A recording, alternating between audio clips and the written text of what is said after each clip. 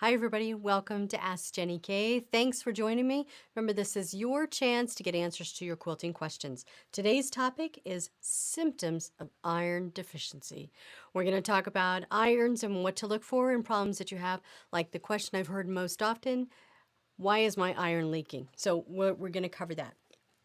All right, so I'd encourage you guys to visit my website, jennykquilts.com. If you sign up for the newsletter, which is packed with all kinds of good tips, behind the scenes, stuff that I can give you, classes, sales, all that kind of stuff. So be sure to check it out. Sign up. If you do sign up and you're a new subscriber, you can get this free pattern back here called How Many Circles? My gift to you. Then another thing that I want to share with you guys, which I'm very excited about, I am starting a pattern program called First Friday for 5.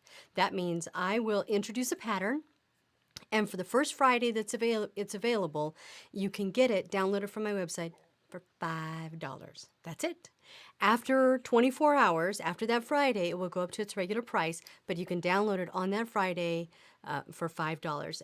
This is the first pattern that I'm starting with. It's called Wonky Donkey. Now, some features of this pattern. One, it's, excuse me, it's very near and dear to my heart because this is the first one that I made that corresponded with the video, and it just has a lot of meaning to me. The first one that was published and everything. So I really like this pattern. But in it, I teach you how to work with plush fabrics. So if you want to make a project or you want to learn how to use plush fabrics, this is a great way to get you started. I've also designed the patterns so that you can do cottons with it too. So you're not just limited to plush fabrics, but you can do cottons.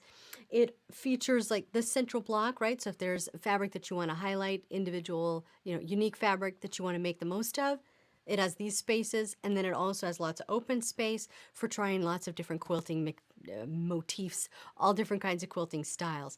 Be sure to check it out. It's going to be available this Friday, November 4th, for $5. Woo! I'm very excited about that. All right, so our topic is symptoms of iron deficiency. And again, the question I hear the most is, why is my iron leaking? Or that's the complaint that most people make, is that their iron is leaking. And I came across a great article on a website called The Ironing Room. And they have tons of articles. I could have spent all day just sitting there reading it. The article I found was, Help, My Iron is Leaking Water. So we're going to talk about that. Some of the things that Audrey says here in this article are insufficient heat. That's one thing. Perhaps your iron is not hot enough yet to create steam from the water, and therefore it leaks. It makes perfect sense, but we tend to forget that. We want to turn it on and be ready to go. But it may not be hot enough yet. A second reason that you might have is that you're using the wrong kind of water, wrong type of water. I'm going to encourage you all the way through this, check your manual, because your iron is engineered to work under specific circumstances with specific things. If you don't do those things, it's not going to work as well.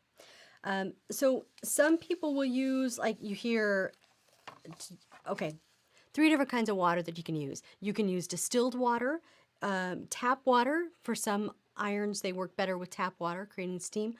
If you have a hard water, if you're in an area with hard water, you can also filter that, say through a Brita filter, tap water.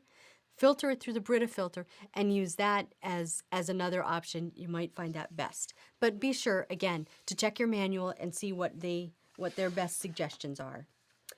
Let's see. If your iron, a third reason, if your iron leaks white stuff, you kind of get little white deposits on your fabric, or brown stuff. The white stuff can be calcium buildup. The brown is iron minerals or organic matter. So then your iron needs to be cleaned if you're finding those issues. Consult your manual with the best way to clean it, but that may be the issue. You just needs a good cleaning. Another reason is overfilling. This would be me. I want to put it all in there so I don't have to hassle with for a while, and I end up overfilling and spilling, and you get dribbling stuff. And so to avoid that, just fill to the maximum line. Again, it's designed to accommodate only a specific amount of water. If you overfill, you're going to have trouble. And this one I did not know at all. Water is left in the tank after use. Many iron manufacturers say they want you to empty out the water after you're done using it that time. So each time you would empty out the water. I had never heard that before, but it does make sense. It might be what is causing the problem for you. Then another reason that I had, that I came up with for irons, if it's leaking, there might be some kind of internal damage. Did you drop your iron, or did it get knocked to the floor and something on the inside is busted or cracked? That could be causing your water to leak, and therefore you're not getting steam. So don't throw away your iron yet. Check those things first and see if that'll take care of it. All right, another issue is that it's not heating up properly. And so I'm just going to ask you a few simple questions to get them out of the way, right? Okay, so is it plugged in? I just want you to check that. Just make sure it's plugged in. And then the second thing would be, are the settings right? Because, I mean, somebody could have been using that iron to iron clothes or something, and you need to change it to get it back up to where it's working for quilting. So be sure to check those two things just to be sure. Just get them out of the way. Okay. Other issues that you can have internally with the heating element, the thermostat, or the thermal cutoff. These are all things within your iron that are engineered to last for a certain number of uses. Once they go beyond that, or a certain number of cycles, heating and cooling cycles, once they go beyond that, they may not work and they may break and there may be issues there. With the iron that we have here at home, we did need to replace the thermostat, and I'll show you that iron here in a minute. But once we replace the thermostat, it works beautifully. So no issues there. Something to consider, again, before you pitch the iron, you may be able to fix those little components in there and be good to go.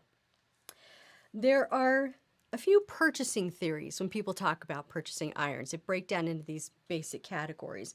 One is you want to make an investment. You're going to purchase the whole system, and you got the board, and you got the tank, and you've got all this stuff like that, and you're going to make an investment to purchase it. That's one way to go.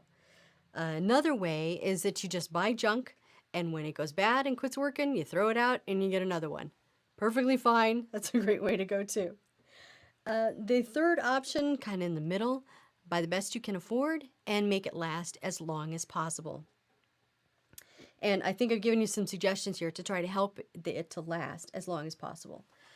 So the three types of irons that you usually have that quilters really need, they need one for home, they need one for travel, and if you do applique, having one for applique is also very nice. What you want to consider with all of these is you want to have good, even heat. You want your heat to be good and consistent.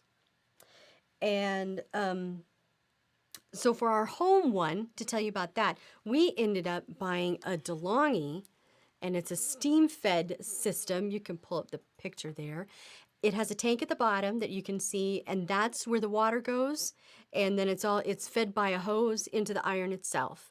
And I can adjust if I can turn the steam on. If I don't want the steam on, I can turn it all off, or I can just have the iron on, whatever I want to do. This steam system does fit into the investment category. Oh yeah, and it has little dials here and other functions here that it has a whole bunch of different functions. It's really cool, very useful in the ironing.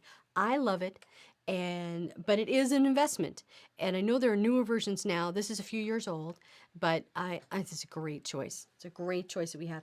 It does not have an auto shutoff, because auto shutoffs drive me crazy. They drive me nuts because it's always right when I need to use it again that it's shut off. So I hate that. I don't like to buy stuff with iron shutoffs. I do this for myself instead.